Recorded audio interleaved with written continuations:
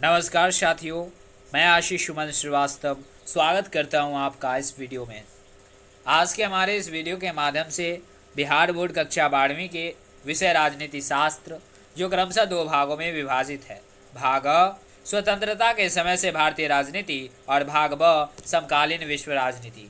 तो आज के हमारे इस वीडियो के माध्यम से बिहार बोर्ड कक्षा 12वीं के विषय राजनीति शास्त्र के भाग अ स्वतंत्रता के समय से भारतीय राजनीति के अध्याय 9 लोकतांत्रिक उछाल तथा गठबंधन की राजनीति से संबंधित सभी महत्वपूर्ण वस्तुनिष्ठ प्रश्न और उनके उत्तर पर गौर करेंगे। तो चलिए वीडियो को आगे बढ़ाते हैं और बिहार बोर्ड कक्षा 12वीं के विषय राजनीति शास्त्र के भाग अ स्वतंत्रता के समय से भारतीय राजनीति के अध्याय 9 लोकतांत्रिक उछाल तथा गठबंधन की राजनीति से संबंधित सभी महत्वपूर्ण वस्तुनिष्ठ प्रश्न और उनके उत्तर पर गौर करते हैं। तो चलिए, हमारा पहला प्रश्न है कि 1988 में जनता दल की स्थापना का श्रेय किसे दिया जाता है। तो हम आपको बता दें कि 1988 में जनता दल की स्थापना का श्रेय वीपी सिंह को जाता है। तो इस प्रकार से हम कह सकते हैं कि प्रश्न संख्या 1 का जो सही उत्तर है वो ऑप्शन स वीपी सिंह होगा। 1988 में जनता दल की स्थापना का श्रेय वीपी सिंह को जाता है। अब आगे बढ़ते हैं, यानी कि प्रश्न संख्या 2 की ओर। प्रश्न संख्या 2 जिसमें कह रहा है कि 1996 के चुनावों के बाद बनी पहली गठबंधन सरकार में प्रधानमंत्री कौन बना। तो हम आपको बता दें कि 1996 के चुनावों के बाद बनी पहली गठबंधन सरकार में प्रधानमंत्री अटल बिहारी वाजपेयी बने। तो इस प्रकार से हम कह सकते हैं कि प्रश्न संख्या 2 का जो सही उत्तर है वो ऑप्शन द अटल बिहारी वाजपेयी होगा। अब आगे बढ़ते हैं, यानी कि प्रश्न संख्या 3 की ओर। प्रश्न संख्या 3 जिसमें कह रहा है कि 1996 में किस प्रधानमंत्री ने लोकसभा में अपना विश्वास मत का प्रस्ताव गिरने की आशंका से त्यागपत्र दिया। तो हम आपको बता दें कि 1996 में अटल बिहारी वाजपेयी ने लोकसभा में अपना विश्वास मत का प्रस्ताव सरकार गिरने की आशंका से दिया।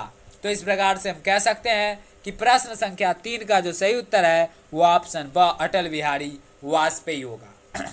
1996 में अटल बिहारी वाजपेयी ने लोकसभा में अपना विश्वास मत का प्रस्ताव सरकार गिरने की आशंका से त्यागपत्र दिया।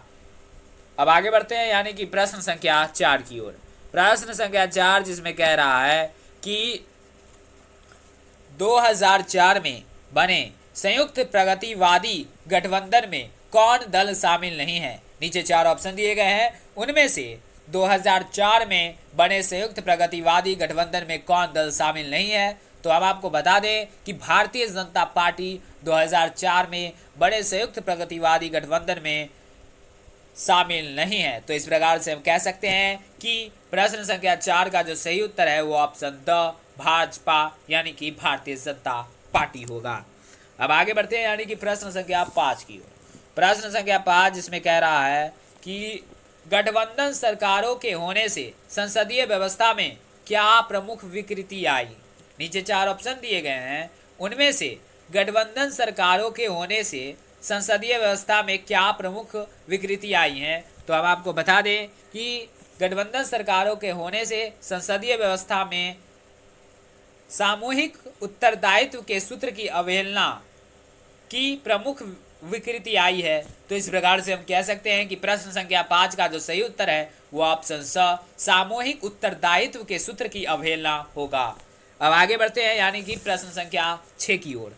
प्रश्न संख्या 6 जिसमें कह रहा है कि भारतीय जनता पार्टी को किसका पुनर्जन्म कहा जाता है। तो हम आपको बता दें कि भारतीय जनता पार्टी को भारतीय जनसंघ, नीचे जो 4 ऑप्शन दिए गए हैं उनमें से भारतीय जनसंघ का पुनर्जन्म कहा जाता है। भारतीय जनता पार्टी को भारतीय संघ का पुनर्जन्म कहा जाता है। तो इस प्रकार से हम कह सकते हैं कि प्रश्न संख्या 6 का जो सही उत्तर है वो ऑप्शन अ भारतीय जनसंघ होगा। अब आगे बढ़ते हैं, यानी कि प्रश्न संख्या 7 की ओर। प्रश्न संख्या 7 जिसमें कह रहा है कि कौन सी पार्टी संप्रदायवाद, जातिवाद, नस्लवाद, क्षेत्रवाद जैसे तत्वों का पोषण नहीं करती। तो हम आपको बता दें कि भारतीय राष्ट्रीय कांग्रेस यानी कि कांग्रेस जो है वो कांग्रेस पार्टी जो है वो साम्यवाद, जातिवाद, नस्लवाद, क्षेत्रवाद जैसे तत्वों का पोषण नहीं करती। तो इस प्रकार से हम कह सकते हैं कि प्रश्न संख्या 7 का जो सही उत्तर है वो ऑप्शन अ भारतीय राष्ट्रीय कांग्रेस होगा। भारतीय राष्ट्रीय कांग्रेस संप्रदायवाद, जातिवाद, नस्लवाद, क्षेत्रवाद जैसे तत्वों का पोषण नहीं करती है। अब आगे बढ़ते हैं यानी कि प्रश्न संख्या 8 की ओर। प्रश्न संख्या 8 जिसमें कह रहा है कि वर्तमान के समय में लोकसभा के अध्यक्ष कौन है, यानी कि करंट में यानी वर्तमान में अभी लोकसभा के अध्यक्ष कौन है। तो हम सभी जानते हैं कि वर्तमान समय में लोकसभा के अध्यक्ष श्री ओम बिरला हैं। तो इस प्रकार से हम कह सकते हैं कि प्रश्न संख्या 8 का जो सही उत्तर है वो ऑप्शन ब ओम बिरला यानी कि श्री ओम बिरला होगा। अब आगे बढ़ते हैं यानी कि प्रश्न संख्या 9 की ओर। प्रश्न संख्या 9 जिसमें कह रहा है कि निम्नलिखित में से कौन नेता वीपीसी सरकार में उप प्रधानमंत्री थे। नीचे 4 ऑप्शन दिए गए हैं, उनमें से कौन नेता वीपीसी सरकार में उप प्रधानमंत्री थे। तो हम आपको बता दें कि नीचे जो 4 ऑप्शन दिए गए हैं उनमें से देवीलाल जो थे वो वीपीसी सरकार में उप प्रधानमंत्री थे। तो इस प्रकार से हम कह सकते हैं कि प्रश्न संख्या 9 का जो सही उत्तर है वो ऑप्शन स देवीलाल होगा। अब आगे बढ़ते हैं यानी कि प्रश्न संख्या 10 की ओर। प्रश्न संख्या 10 जिसमें कह रहा है कि तृणमूल कांग्रेस पार्टी की स्थापना किसके द्वारा की गई। तो हम आपको बता दें कि तृणमूल कांग्रेस पार्टी की स्थापना ममता बनर्जी द्वारा की गई।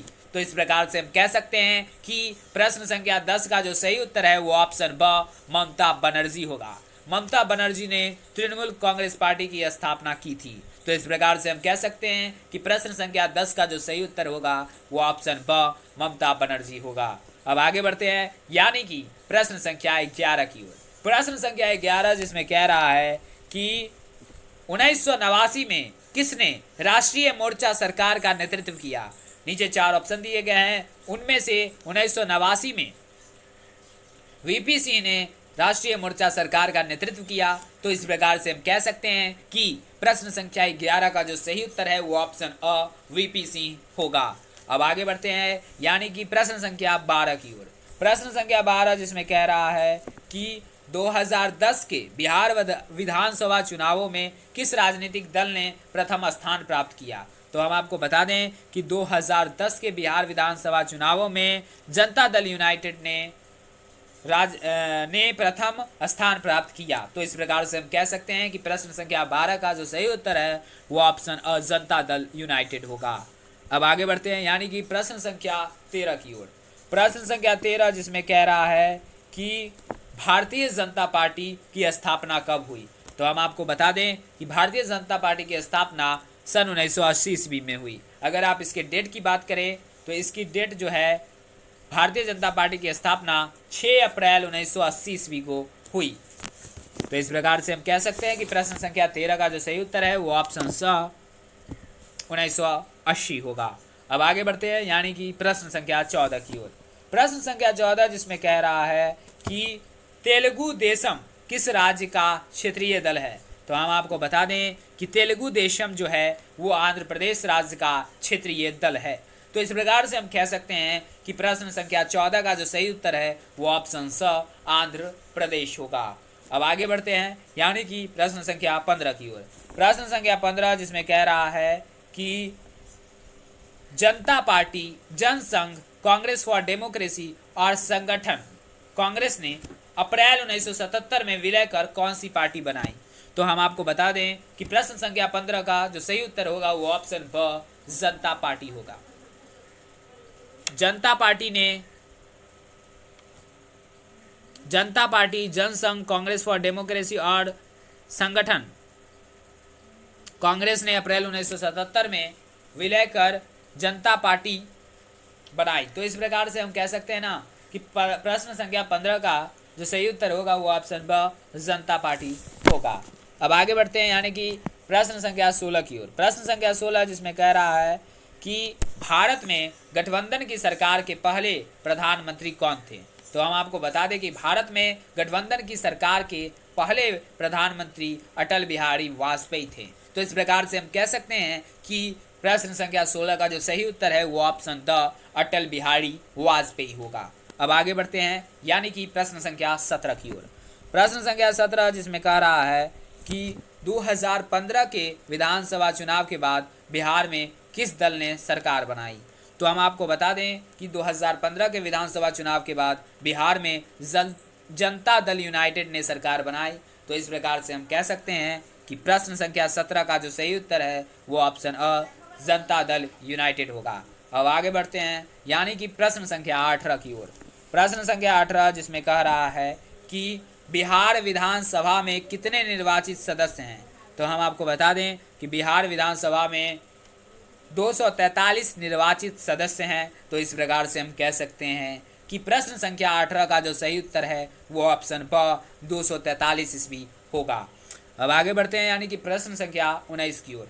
प्रश्न संख्या 19 जिसमें कह रहा है कि बिहार के राज्यपाल कौन है, यानी कि वर्तमान समय में बिहार के राज्यपाल कौन है। तो हम आपको बता दें कि वर्तमान समय में बिहार के राज्यपाल महामहिम फागू चौहान हैं। तो इस प्रकार से हम कह सकते हैं कि प्रश्न संख्या 19 का जो सही उत्तर है वो ऑप्शन अ फागू चौहान होगा। अब आगे बढ़ते हैं यानी कि प्रश्न संख्या 20 की ओर। प्रश्न संख्या 20 जिसमें कह रहा है कि बिहार की पहली महिला मुख्यमंत्री कौन थी। तो हम आपको बता दें कि बिहार की पहली महिला मुख्यमंत्री राबड़ी देवी, श्रीमती राबड़ी देवी थी। तो इस प्रकार से हम कह सकते हैं कि प्रश्न संख्या 20 का जो सही उत्तर है वो ऑप्शन ब राबड़ी देवी होगा। बिहार की पहली महिला मुख्यमंत्री राबड़ी देवी थी। अब आगे बढ़ते हैं यानी कि प्रश्न संख्या 21 की ओर। प्रश्न संख्या 21 जिसमें कह रहा है कि बिहार विधान परिषद के सदस्यों का कार्यकाल कितना है। तो हम आपको बता दें कि बिहार विधान परिषद के सदस्यों का कार्यकाल 6 वर्ष है। तो इस प्रकार से हम कह सकते हैं कि प्रश्न संख्या 21 का जो सही उत्तर है वो ऑप्शन अ 6 वर्ष होगा। बिहार विधान परिषद के सदस्यों का कार्यकाल 6 वर्ष है। अब आगे बढ़ते हैं यानी कि प्रश्न संख्या 22 की ओर। प्रश्न संख्या 22 जिसमें कह रहा है कि भारत की पहली महिला राष्ट्रपति कौन थी। तो हम आपको बता दें कि भारत की पहली महिला राष्ट्रपति प्रतिभा देवी सिंह पाटिल थी। तो इस प्रकार से हम कह सकते हैं कि प्रश्न संख्या 22 का जो सही उत्तर है वो ऑप्शन स प्रतिभा देवी सिंह पाटिल होगा। भारत की पहली महिला राष्ट्रपति प्रतिभा देवी सिंह पाटिल थी।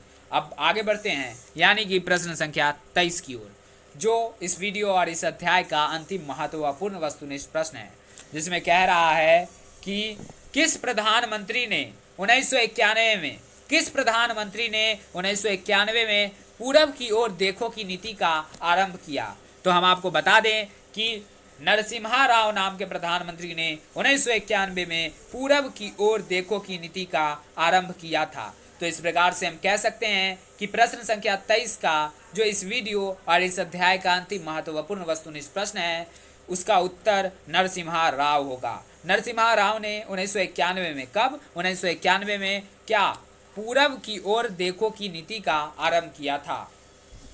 तो इस प्रकार से हम कह सकते हैं कि प्रश्न संख्या 23 का जो सही उत्तर है वो ऑप्शन ब नरसिम्हा राव होगा।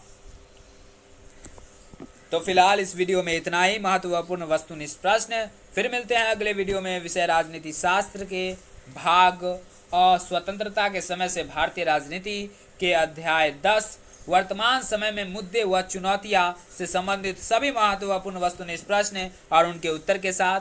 हाँ, आपसे अपील कि अगर आप BSc 12 सेशन 2020-22 से जुड़ी हर अपडेट के साथ साथ विषय हिंदी, अंग्रेजी, इतिहास, राजनीति शास्त्र एवं अर्थशास्त्र की पूर्ण तैयारी यानी कि सभी ऑब्जेक्टिव और सब्जेक्टिव क्वेश्चन और उनके आंसर का वीडियो चाहते हैं तो हमारे इस वीडियो को फौरन like, comment, share and channel को सब्सक्राइब करना ना भूलें। हाँ दोस्तों, एक और बात कि अगर आप हमारे चैनल द्वारा दिए गए इतिहास के चैप्टर वाइज अध्याय 1 से 15 तक के ऑब्जेक्टिव क्वेश्चन और उनके आंसर का वीडियो नहीं देख पाए हैं और उनके साथ साथ विषय राजनीति शास्त्र के अध्याय 1 से लेकर 8 तक के ऑब्जेक्टिव क्वेश्चन और उनके आंसर का वीडियो नहीं देख पाए हैं तो हमारे इस वीडियो के डिस्क्रिप्शन में जाकर देख सकते हैं।